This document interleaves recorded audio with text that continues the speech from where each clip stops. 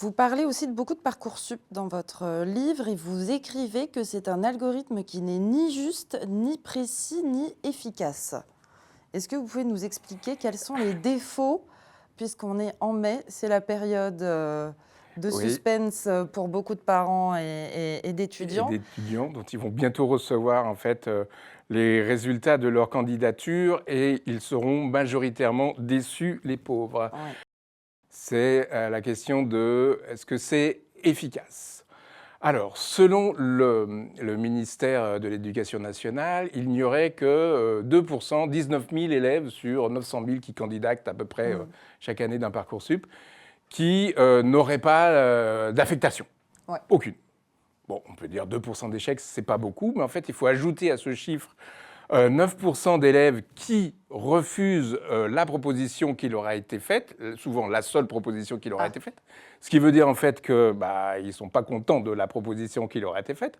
Donc ça fait de 9% plus 2%, on est à 11. mm. Mais surtout, on a 27% d'élèves qui chaque année se réorientent. S'ils Ah, se réorientent, ça signifie quand qu'ils même ont fait bien une première année d'études que, sup. voilà, ce qu'ils ont eu en première année n'était peut-être Mm. pas très très bon. Donc on arrive très vite à Ah 40% oui, c'est énorme. pour un système qui est censé faire des affectations parfaites ou sans faille. C'est pas un très bon résultat. Le problème, en fait, c'est que la majorité des élèves qui candidatent, ils ont à peu près les mêmes notes. Mm, mm. Ils ont entre 12 et 14, voire entre 10 et 14, et ils sont très nombreux à avoir 12 et 14.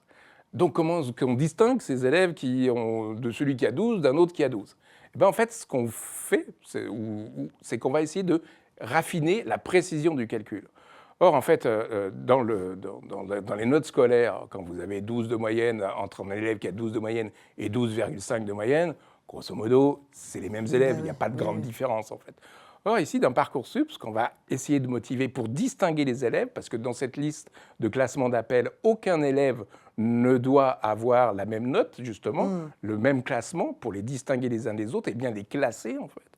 Donc, on va utiliser, en fait, toutes les possibilités du calcul pour les distinguer. Donc, en fait, la moyenne ou le score qu'ils ont, ce n'est pas la moyenne de 12,5 ou 12,1, Mm. mais on va raffiner jusqu'à 3 chiffres après la virgule Ouais. pour les distinguer justement les uns des autres. Le problème, c'est que vous distinguez donc des élèves qui ont 12,252 et 12,253. Comprenez bien, vous et Ouais. moi, Ah ouais. on compare des autruches avec des girafes, en fait. Ça n'a pas d'intérêt. Enfin, Ouais. ce n'est pas une distinction. C'est une distinction qui n'est possible que par la précision du calcul, que par la précision mathématique du calcul. Un calcul pour le calcul, par le calcul, avec son seul but, en fait, d'une efficacité sublimée. Vous n'avez pas, en fait, distingué des élèves qui sont très différents les uns des autres. Or, c'est ça, en fait, vraiment, Parcoursup. Le but, c'est vraiment de distinguer des élèves qui sont en fait très semblables. Et effectivement, la problématique qui devient très très forte au lycée, c'est qu'une petite note de sport qui n'est pas très bonne Ouais. va avoir un impact en fait démesuré.